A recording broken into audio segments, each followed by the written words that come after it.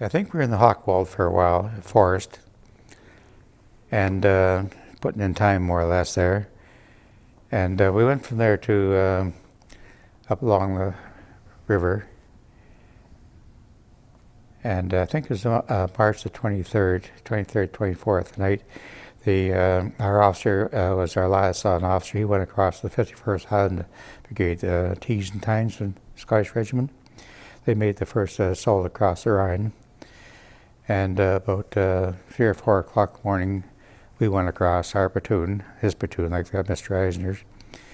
And I know I was in the first boat, and I think I put the second or third man put foot on the ground, but there's 1,000 others can make that same claim. But I know there's like going through a hailstorm almost, you know, that stuff cracking by, and it was pretty rough.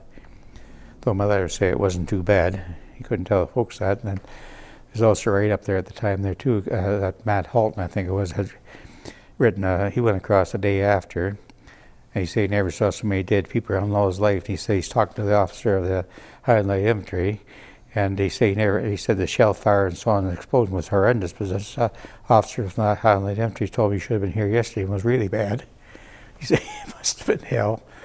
But that same day we landed across the Rhine. The captain, not one of the officers in the T's and Tynes, the Scottish Regiment, had told us that the village of Spelldrop was clear. There's nobody in there, none of his men there, but the Germans were back in there again.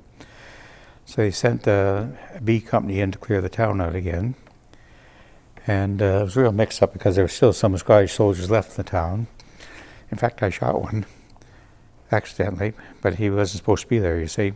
I seen this moving in the base window, and they opened up the American Grand ahead and put 4 holes through his shoulder. He thanked me afterwards for a trip back to England. But anyway, another fellow from up at Wingham Way there, he's going around the back. He saw somebody running across an open doorway and opened up on him with a Bren gun. He's just the guy right across here, but 5 holes in him, and none of them were fatal. The guy says, careful there, mate. He says, I'm British. And Buchanan, our guy, he says, screw me, chum. He says, I'm sorry. And they yell, these guys are British in here.